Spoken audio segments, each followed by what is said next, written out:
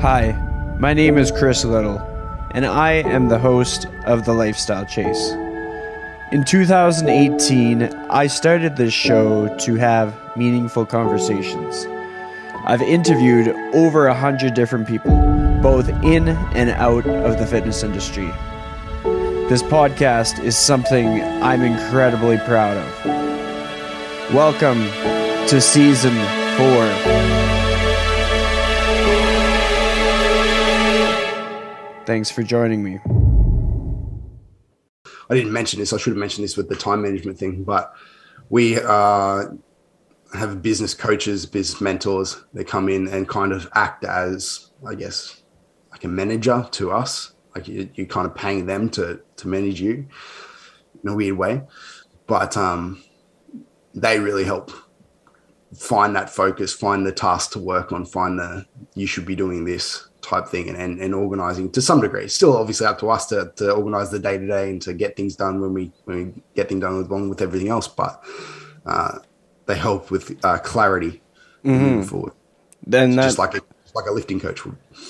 It totally makes sense. And I mean, for myself, I am always like very picky about like the term business coach, just because I'm like, well, I mean, there's good ones and there's bad ones. But when it comes to everything, like when it comes to like vegetable salespeople, like there's good vegetable salespeople and bad vegetable salespeople kind of thing. But like within your experience with working with other coaches, whether it be for your athletic performance or your business performance, what are the things that stand out for you? Like, do you have to build strong communication or trust, or is it something that they do, or what is it?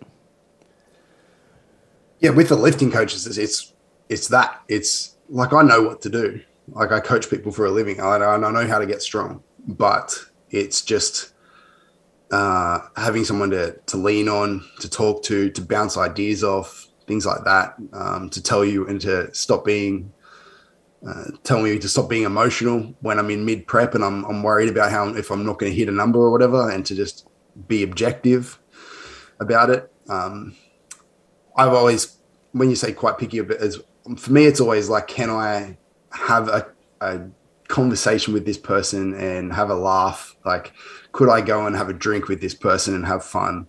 Like, that's important to me as well. Like, I don't need a dictator that I feel like I need to, just have a robot just telling me what to do type thing. It's important to me to have fun with it as well. And then the business coach, obviously it's different, because that's a world that we're not as well versed in, that we do need help with. Some of the systems, we've just never done it before. So the guidance, the actual knowledge of business and stuff like that is much, much more important to us. So it's a little bit of a different choice. But I've had, as you said, business coach is such a hard term, because as soon as you think business coach, you think like the sleazy marketing dude that's like sliding in your DMs going like, hey man, you want to earn an extra 10K? You're like, fuck off. But for us, it was just finding the right person that kind of understood what we want. Because most of these, like, they're trying to make you more money, right? Which is great. Like, that's hopefully part of your fucking business plan, is to make more money. Otherwise you're gonna have a bad time. Yeah. But I feel like a lot of them are just only concerned about the money. Like, all right, how much can I make you in sales and things like that? But like, we were lucky that our current business coach, she runs a strength gym. She knows what it's like. She knows what it is she knows that the community feel that we're going for, the value that we're trying to give, and is helping us build that, along with the behind the scenes, the back end systems, the front end systems that are the marketing that's going to bring people in and lead to making money and paying the bills. Right. But like, she understands that we're in this to help people as well. So she's not trying to talk us into group fitness class models that we just don't want to do, because like, they make a lot of money, but I could not do it. It just is not for me. I don't enjoy it. So there's no point in making a heap of money doing something I hate. May as well go work in a bank. But finding someone that resonates, has the same values as you, knows exactly what you want, as opposed to just make more money, I think was our biggest lesson with finding the right kind of business mentor / coach. Mm-hmm. Well, I mean, one of the things that you pointed out that stood out to me was just outlining how the person that you're working with actually does the thing that they're coaching. Like, what I often find is it's like the people that are out there that are claiming to be coaches, like business coaches, that sketch me right out and are red flags for me are when, like, if they haven't done the thing they claim to coach for more than 3 years, like, get out of my face. Like, you have no Three business years is coaching still me. Like, 3 years is still generous, Len. Like, I would be like, fuck, I want you in it for like a decade or some yeah. shit. Like, Well, like honestly, there are going to be anomalies where there's people that bring good communication skills to their coaching and stuff. So I don't want to throw anybody under the bus. Basically, if I'm still following the person, they're probably okay. But with regards to people that I have worked with, usually they have like more than 10 years.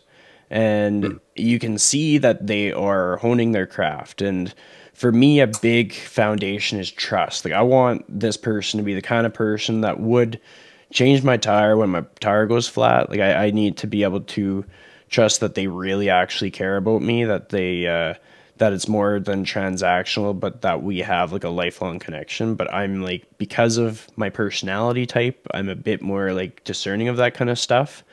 But I think it's important. So when people are looking for coaches and stuff in that capacity, I like, don't be shy to check out their LinkedIn and see what they did 5 years ago.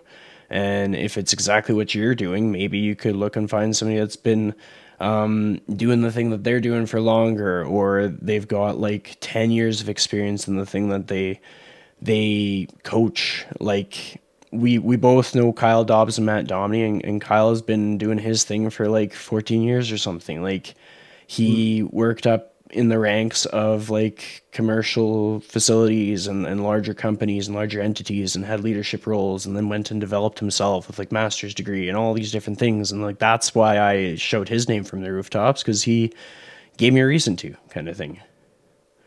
yeah, definitely knows, definitely has the background to back it up, and has the results to back it up as well. You know, you can tell by the way he speaks and the way he communicates. Um, yeah, I wouldn't be it even where I'm at. Like, obviously, we haven't had the most, I guess, efficient way of getting to where we are. Like, it could have been a lot quicker if you write people at the start, or were guided differently at the start. I don't know. Like, all I'm saying is that I don't think that there probably are people out there who level up a bit quicker and can get to that point where they're a competent teacher or a competent mentor quicker. But I still wouldn't be confident in teaching that side of things to people at all after how long we've been in the game. I'm only just this year, like 6 months ago, launched our first powerlifting mentorship after coaching for well over a decade. So, I mean, and it's still like, that was the first iteration. And now that it's all finished and done, I'm like, fuck, we need to do this and do that and do that and make it heaps better. So, yeah, I can't repeat what you said enough. I think it's super important. Well, I mean, one thing that I will just highlight as we sort of draw this episode to a close is that, like, there are a lot of really cool people out there that offer mentorships.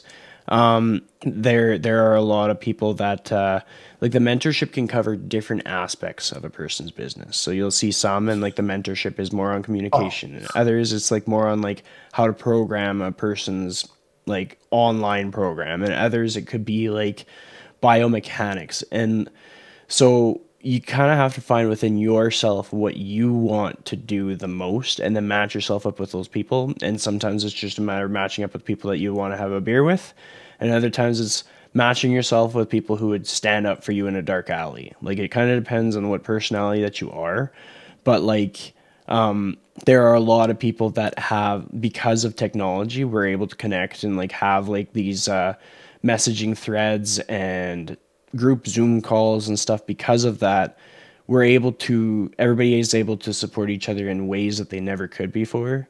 And so even though they might have to be pickier about like a business coach, they could totally find opportunities where like different mentorship opportunities might strengthen some of their weaknesses. Like we talked about before, with like any kind of a team is going to have different members that have different strengths. And sometimes like a new member that has strengths in like media, or a strength in like just speaking to people in front of a crowd, like those strengths can kind of sharpen the pencil in a career journey. So hopefully people don't just completely disregard all the opportunities that are in front of them, but just that they're more picky. 100%. You should be trying to learn everything. Coaching is such a weird job there. It's not just about programming, or it's not just about, biomechanics or whatever like that. Like I was speaking to one of my clients who, like a lot of my clients, happens to be a coach yesterday, and we're just talking about like pronation in a squat and just like foot stuff in general. And I was like, our conversation was basically, hey, like stop trying to fucking think about what the foot's doing. And maybe the body is just a little bit smarter than what we think, and it can just do that shit itself. That was the gist of the conversation. But it led us to talking about just foot mechanics and all that stuff in general, which ended up with me linking it to like the anatomy and motion course, which I love. I did the lower limb closed chain stuff on that. And after I said, like, to be completely honest with you, I probably don't use 99% of like what is in it directly anyway. And I don't think that the course is going to directly make you a better coach. Like, I don't think as a powerlifting coach, I don't think you're going to be able to take stuff from it and go like, yep, do this tomorrow and you'll fucking be a gun. Like it's not that sort of thing. But if you understand that sort of stuff, and if you expand like the whole knowledge base and like those little things that can just help you understand how like just things move, how things integrate, it's all useful. So like, I just feel like doing lots of little courses like that in lots of different areas, whether they're like completely relevant to your position or not, is still super important. Definitely. So as we finish off this series of episodes, we're probably going to break this into 3 or 4 chunks and release them throughout the week.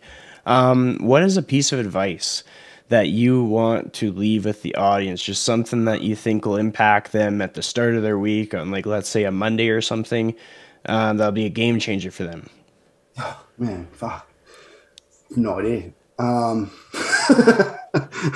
really don't know. Oh, man. This is, I remember the last podcast when we did the disappearing podcast that we never spoken of again. We had a real solid theme, and I remember what we spoke about on that for this. But this one has gone so general and broad. I feel like the amount of direct, exact advice is to implement is just think about life through your lens, like your human experience, and like if somebody were to give you a piece of advice, what would you have benefited from, like on the Monday in comparison to now or later on in the week? And then just give that advice to the audience because they might be able to relate. Man, I don't know.